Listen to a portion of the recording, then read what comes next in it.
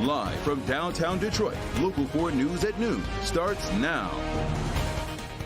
Who ordered a splash of April? A second round of rain appears to be more volatile, not to mention what else is on the way. Thanks for joining us this noon on a Tuesday, everybody. I'm Jason Colthorpe. And I'm Kim DeGiulio. So weather-wise, Metro Detroit will be anything but calm for the next few days. We have our forewarned meteorologist, Ashley Beresy. She is tracking rain, storms, and even the S word.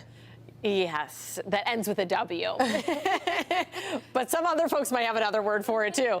But as we take a look at the rain chances, we hold on to them throughout the afternoon today. We'll have spotty chances tomorrow, and then a little wintry mix could possibly return by the time we get to the later part of your Thursday. But even before we get there, there is a chance for a few storms to develop, some stronger storms, maybe more so to our south. But we'll take you through the timeline in just a moment, and then we're tracking some clouds going into Solar Eclipse Monday. Here's a live look at radar where we've been pushing those severe storms into West Virginia and into Pittsburgh. Tornado warnings going off in the Pittsburgh area. We're in that lull throughout portions of Ohio, Indiana, but that second wave of rain starting to develop along with some heavy snow into Wisconsin. So as we zoom in closer, now as expected, that rain lifting north of Flint throughout the midday hours, giving us that break. A few sprinkles still being picked up with sky conditions, but not heavy rain. You see the raindrops on the camera lens here in Mount Clemens, but 44 in Detroit, 43 in Howell, 41 in Pontiac, and 43 in Monroe. East-northeasterly winds at about 10 to 15 miles per hour make it breezy, feeling a little bit cooler out there.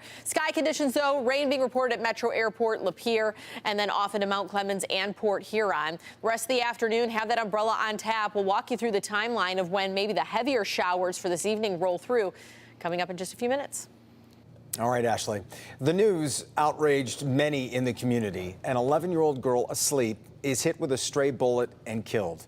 Today, 4 men accused of that murder answered the charges. This story is out of Detroit's east side, where shots were fired into a home where that little girl was simply just sleeping on her own couch. So let's go live now to Sean Lay. And Sean, the people charged in her shooting, they were in court this morning. What have you learned? Absolutely. We're hoping to learn more new information, kind of uncover more about the investigation here, about what went on, why so many shots would be fired into a home on Pennsylvania February 20th, and those shots hitting that little 11-year-old girl. It's all happening inside 36th District Court behind me. We're talking about a preliminary examination. 4 of the men charged had a preliminary examination today. Let me take you inside the courtroom. 1 is up first, and we'll get to him in a second. We're talking about February 20th. This is a shooting that touched hearts and nerves around the world, actually. If you Google it, there's news coverage of this everywhere. It's on Pennsylvania East Side, 4 in the morning. Prosecutors say 4 men stood right outside of the home, firing shot after shot into that home. Among the many people that were in the house was Lamara Green. She's 11. Lamara Glenn. She's 11, who was sleeping. One of those shots hit Lamara Glenn in her head. She later died. Now, 4 people are charged in the shooting today. 1 is in court right now for a preliminary exam, Lanier Marion Jr. The others here as well, waiting for their turns. And video of the shooting is being presented now. There's video. There's a Ring doorbell camera right there as those shots were being fired. All this is being tied to a stolen car ring, and the people in the stolen car ring, those charged, having problems with someone in that home, but a little girl then, there's no care, it's just recklessness, loses her life that way. Guys, some of the new information we are learning, the man on whose exam going on right now is Marion Jr. Apparently he was wearing a tether at the time he was outside of the house when those shots were fired. A tether, so up came they could track him. Sheriff's deputies could track him everywhere he went, and it put him right outside of the house, and then police caught up with him as a suspect. He was still wearing that tether. More information like that as we dig deeper into these hearings today. Boy, just incredible information there. All right, Sean, we appreciate it. In a Local 4 update, we now know at least 4 people were shot, including a pregnant woman in East Point. Police previously thought this was 3 people shot. It had been an active investigation all morning long. Officers going to Kelly Road near Northern Avenue just last night before 9 and found the victims. This is East Point. They also responded to another scene only a few blocks away. Victims told officers they were parked outside a home when another car pulled up, started shooting.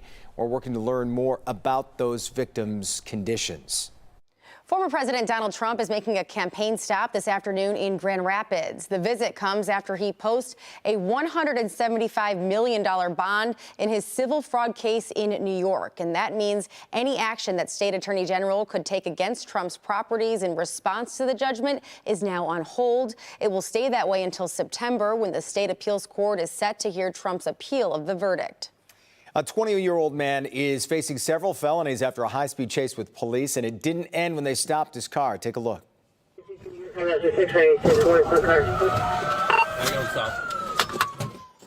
You'll see the suspect take off here. He's running, has something in his hand. Police say that was a weapon. It all started Saturday just after 8 p.m. when police from Troy, Royal Oak, and Beverly Hills all tried to stop this white Jeep that had stolen plates, according to police. The chase took police to 12 Mile Road, ended on Greenfield Road.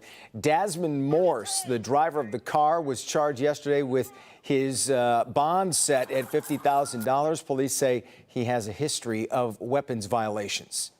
We have new information about some recent high-end home invasions. 2 incidents were reported in Bloomfield Township last week. The first happened on Square Lake near Telegraph between March 26th and March 28th. The second incident, this was on Sudbury Way near I-75 and Telegraph, and it happened between March 25th and March 29th. Several pieces of jewelry were stolen at both scenes. Investigators encourage anyone with information to call Bloomfield Township Police. The city of Detroit partnering with Bedrock and Michigan Central Station to pilot a new shuttle route. The Connects pilots will create an autonomous shuttle service with a 2-mile route between Michigan Central Station and Detroit's East Riverfront. The pilot program features 4 all-electric Ford E-Transit vehicles. Funding for this project was $1.5 million from Michigan Central, Bedrock, and the state's Office of Future Mobility and Electrification. That program expected to roll out this summer. All right, the city of Pontiac now on the clock ahead of the NFL draft. Oakland County Sheriff and PAL, along with Visit Detroit, they're all hosting this community event, which will feature games, music, youth flag football, plus plenty of good food. It's happening tonight between 5:30 and 7:30 at Pontiac High School. It is free and open to everyone. So get out there and start getting ready for that NFL draft. Yeah, I like that they're making the rounds as we lead up to the draft now. Just a few weeks away. Absolutely.